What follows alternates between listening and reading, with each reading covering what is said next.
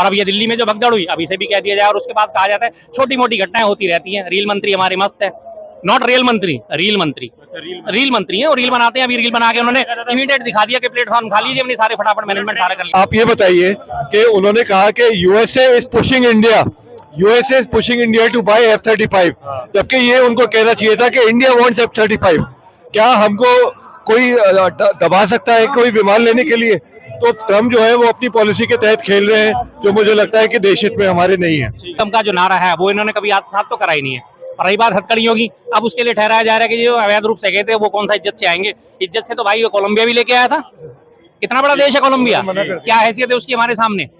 उसने अपना प्लेन जो है वहां पे उन्होंने एयरपोर्ट पे रोक दिया, नहीं जी नहीं उतरने देंगे, परमिशन नहीं दी उन्हें, पहले जाओ वापस जाओ, इनकी हथकड़ी बेड़ियां खोलो, उन्हें इज्जत से लेके वापस आओ। ठीक है, गए थे जो था हमें वापस लेने को तैयार है, लेकिन इज्जत से लेके आओ।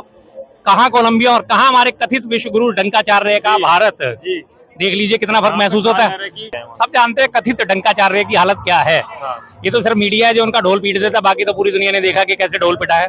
आउट ऑफ कोर्ट सवाल आ गया उनसे हटाने के, भ्रष्टाचार के बारे में पूछ लिया तो उन्होंने कह दिया ये मेरा निजी मामला है। साबित कर दिया ना 10 सालों में कि वास्तव में निजी मामला है। अडानी कितना भी भ्रष्टाचार करे लेकिन वो उनका निजी मामला है। अपने दोस्ती यारी निभा ली, ट्रम्प आपकी कुर्सी पीछे खींच रहे हैं, बैठा रहे हैं, उसमें बड़ा चर्चा हुआ।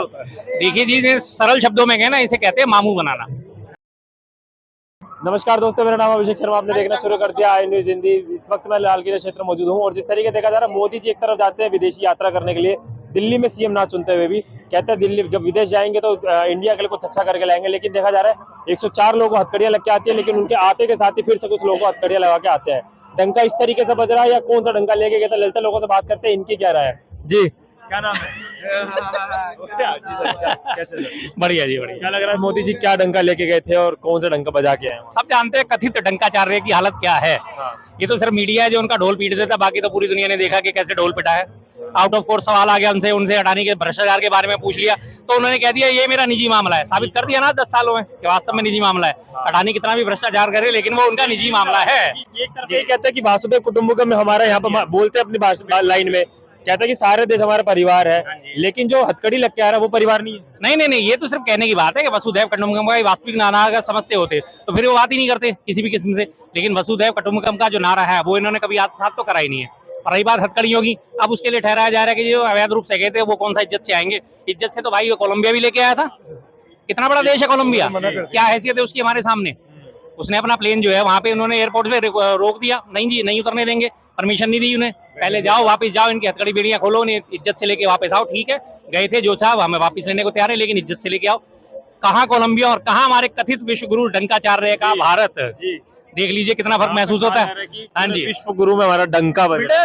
रूस और यूक्रेन की वार रुकवा देते हैं पापा, उसके बावजूद ये हाल है। हथकड़ियां नहीं खुलवा पाए, बेड़ियां नहीं खुलवा पाए, उन्हें शौचालय जाने की परमिशन नहीं मिली, सिख जो थे उन्हें पगड़ियां पहनने की परमिशन नहीं मिली।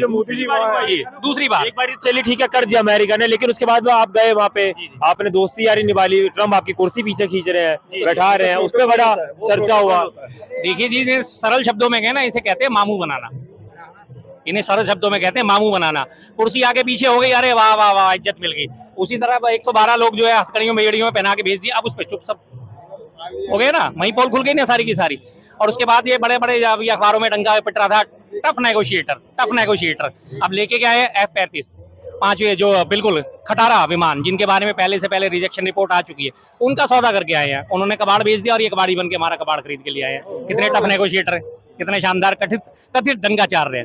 वैसे विश्व भर में तूती बोलती है, वैसे भारत में इनको पूरा जैसे कहते हैं 272 का जन समर्थन वो भी हासिल नहीं है। देखा जा रहा है, अभी कहा जा रहा है 19 तारीख को सीएम ऐलान होगा दिल्ली में, लेकिन उससे पहले इतनी बड़ी घटना हो गई दिल्ली रेलवे स्टेशन पर, आज से पहले कभी नहीं हुई। वहाँ के कूली बता रहे कि 44 साल से हम काम कर रहे हैं, 44 साल में आज तक ऐसा कुछ नहीं हुआ, लेकिन अब ऐसा हो गया। कहीं ना कहीं प्रशासन की कमी थी, कहीं ना कहीं रेल प्रशासन की कमी थी। बिल्कुल टोटल रेल प्रशासन की तो कमी है। एक घंटे में 1500 जनरल टिकट बांटे जा रहे हैं। पूरी ट्रेन की बोगी कितनी होती है? एक बोगी में अगर स्लीपर क्लास का एवरेज निकाले 72 होती है, 72। अगर 20 बोगियों की भी ट्रेन है तो 7 दूनी 1450 लोग ही तो आ पाएंगे। और 1500 टिकट आपने एक घंटे में बांट दिए, कहाँ भरोगे भाई आप? क्या मैनेजमेंट है आपका? आपने जो घोषणाएं पर ध्यान दिया है? आंकड़ों की बाजीगरी कितनी जबरदस्त करती है। रेल मंत्री साहब कह रहे हैं हम कुंभ के लिए 13,000 ट्रेनें चलाएंगे, ट्रेन 13,000। और हमारे भारत में परिचालन में भी टोटल पता है कितनी ट्रेन है? 8,702 टोटल ट्रेन है। जो परिचालन करती हैं, जो फेरे लगाती हैं, रोज दिन भर में लगभग 13,000 फेरे उनके लगते हैं। इधर से जाना उधर से वापस आना, तो उसे फेरों में काउंट कराया जाता है। मैक्सिमम ट्रेन तो लगभग 22-24 घंटे की चलती है। तो अगर जो छोटी ट्रेन है उनके टोटल भी सारा मिला के टोटल 13,000 तो पूरे ऑल ओवर इंडिया में फेरे लगते हैं। और उन्होंने कह दिया हमने 13,000 स्पेशल ट्रेनें चला दी। अगर 13,000 ट्रेनें थी तो कहाँ गई भाई वो ट्रेन? भीड़ कहाँ है फिर? भीड़ क्यों नहीं समा पा रही? कहाँ है भीड़? क्यों नहीं रोका आपने उस भीड़ को? आंकड़े बता रहे कि सिर्फ 18 है, लेकिन वहाँ पे कुछ जो लोग मौजूद थे वो कह रहे कि कम से कम भी 100 ऊपर के मरने वाले आंकड़े। बिल्कुल है जी। मैं सुबह ही आज अपने ना अजमेरी गेट गया था, कुछ मुझे काम था। एलएनजेपी वहीं पे पड़ता है। एलएनजेपी के सामने से मैं गुजरा हूं लगातार, वो पैरामिलिट्री फोर्स वहां पे लगी हुई है। अंदर किसी को नहीं जाने दिया जा रहा, किसी को कोई अलाउड नहीं है। कोई भी पत्रकार हो, बड़े से बड़ा पत्रकार या छोटे से छोटा पत्रकार, किसी को अंदर नहीं जाने दिया जा रहा। किसी को कोई डिटेल नहीं दी जा रही, कौन मरा है कौन नहीं मरा। अंदर से फोटो खींच के लाके बाहर दिखाई जा रही है, नहीं पहचान लो। लोगों को अपने परिजनों से जो मृत हो चुके हैं उनसे मिलने नहीं दिया जा रहा, घायलों से मिलने नहीं दिया जा रहा। मुआवजे का ऐलान कर दिया, मुआवजा फटाफट देने में इसमें कोई दो राय नहीं, लेकिन जिसकी जान गई वो तो गई ना। मैनेजमेंट तो वही बात है कि मैनेजमेंट आप खराब करोगे, उसे एक्सेप्ट नहीं करोगे तो ये चीजें होनी है। मैं आपको बताऊं कि परसों ना अभी सैटरडे को, संडे को ही, परसों कल ही था संडे, हाँ, मेरे भतीजे की सगाई थी। हम उससे जिसे टाउन हॉल वहाँ गए बुकिंग करने, उसने कहा साहब मेरा मैनेजमेंट बहुत बढ़िया है। हमने कहा भाई हमारे करीब 400 लोग आएंगे। उसने कहा आप साहब 600 लोग बुला लो, मेरा मैनेजमेंट कम नहीं पड़ेगा, आपका खाना कम नहीं पड़ेगा। हमने कहा ठीक है भैया, हमने उसे तय कर दिया। अब हमारे 400 लोग भी पूरे नहीं हुए थे, 300 लोग भी नहीं हुए थे। 100 लोगों ने मात्र खाना खाया, सलाद खत्म, आइसक्रीम खत्म, कॉफी खत्म। हमने उसे पकड़ लिया, भाई तेरा मैनेजमेंट कहाँ है? साहब मेरा तो मैनेजमेंट बढ़िया है। कहाँ से मैनेजमेंट? 100 लोग भी अभी तक खाने का नहीं खा पाए और तू कह रहा मैनेजमेंट बढ़िया है। हमने उस पे जिम्मेदारी पे लेके हमने लोगों को बुलाया ना, इन्वाइट करा ना। सेम मोदी जी है, योगी जी हैं। योगी जी ने कहा हमने 100 करोड़ लोगों की व्यवस्था कर ली है।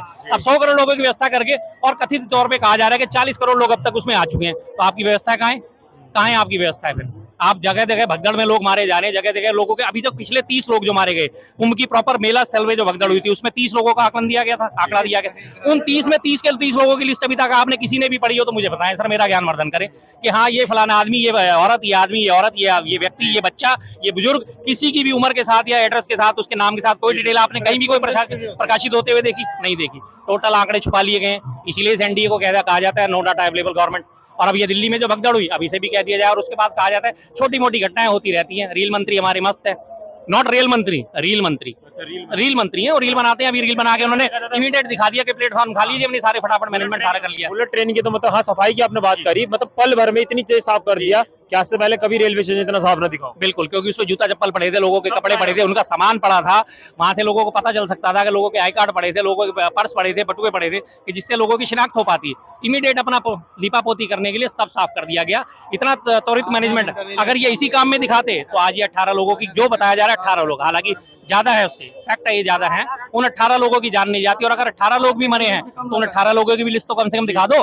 मैं एक चीज जानना चाहता हूँ कि लेफ्टिनेंट गवर्नर ने पहला ट्वीट किया कि लोग मरे हैं, दूसरे ट्वीट में कहा कि लोग जख्मी हुए हैं। वो अपना ट्वीट क्यों बदल रहे हैं? क्यों बदल रहे हैं?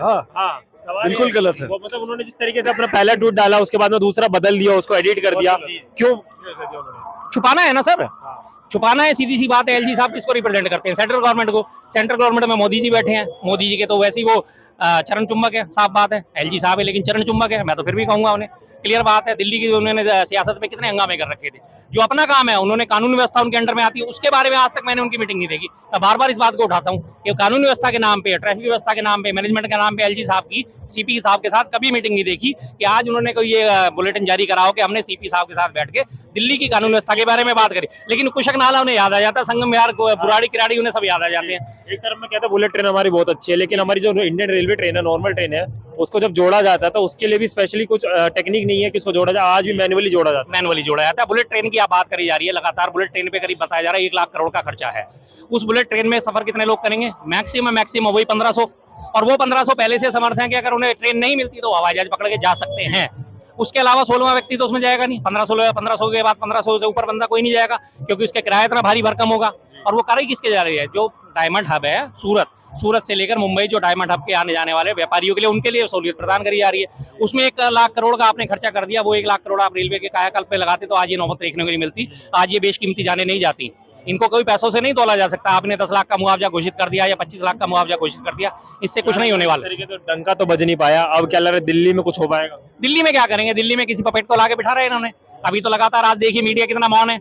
8 तारीख से रिजल्ट आया हुआ है और आज कितनी हो गई? 17 तारीख आज हो गई है। अभी तक सीएम के नाम का ऐलान नहीं है। लेकिन यही चीज अगर कांग्रेस में होती या आम आदमी होती इसकी वजह, तो अभी तक विधवा विलाप शुरू हो चुका होता। टोटल मीडिया छाती पीट रहा होता, हाय हाय हाय हाय हाय हाय हाय, अभी तक इनसे डिसाइड नहीं हुआ आंतरिक लोकतंत्र कैसा है। कोई नहीं उठाएगा, क्यों उठाएगा वो, क्योंकि उनके लिए तो मोदी जी मास्टर स्ट्रोक है ना, वो सवाल उठाएंगे ही नहीं। अब वो लेके किसी भी दिन, अभी भी 19 तारीख का कहा जा रहा है कि 19 को हम सीएम का ऐलान करेंगे, 20 को शपथ ग्रहण समारोह होगा। ठीक है जी, ले आइए, आप किसी को भी ले आए, दिल्ली के हालात तो बदलने वाले हैं नहीं। आज वो एक बड़ा जबरदस्त तरीके से प्रचारित कराया, यमुना की आरती शुरू हो गई। यमुना की आरती, पहले यमुना साफ तो कर लो, आरती तो करोगे। भगवान की आरती आप कब करते हो, लड्डू गोपाल की आरती सुबह कब करते हो, जब उन्हें नहला धुला देते हो, उसके बाद ही तो उनकी आरती होती है। तो यमुना मैया, अगर मैया पहले उसे साफ तो कर दो, फिर उसके बाद ही तो उसकी आरती करो साहब। हमारे घर में भी हमारी वाइफ पूजा करती है, मेरी मम्मी पूजा करती थी। सबसे पहले सारे देवी देवताओं की जो मूर्तियां हैं, जो उनकी फोटो है, उनको साफ करती थी, उन्हें नहलाती धुलाती थी। जो मूर्तियां उन्हें नहलाना और तस्वीरों को साफ करना, उसके बाद आरती शुरू होती थी, उसके बाद पूजा शुरू होती थी। और इन्होंने यमुना मैया की, गंगा मैया के नाम पे यमुना मैया की तर्ज पे आरती तो शुरू कर दिया, पहले से साफ तो कर लो भाई। उसमें नाली में कितना गंदा है ये तो देख लो। क्या लग रहा है सर, आपके साथ में डंका बज पाया? देखिए, ये सबसे बड़ा जो है, ये जो मोदी जी यूएस गए हैं, ये एक फेल्ड एक्सपोजिशन था। कई जगह मैंने देखा कि वो ट्रम्प ने इतनी उनको कहा कि जी ब्रिक्स जो है वो रबिश है, जबकि भारत ब्रिक्स का पार्ट है। कितनी ऐसी चीजें हुई अमेरिका के दौरे पे जो कभी पहले नहीं हुई। आप ये बताइए कि उन्होंने कहा कि USA is pushing India to buy F-35, जबकि ये उनको कहना चाहिए था कि इंडिया वांट्स F-35। क्या हमको कोई दबा सकता है कोई विमान लेने के लिए?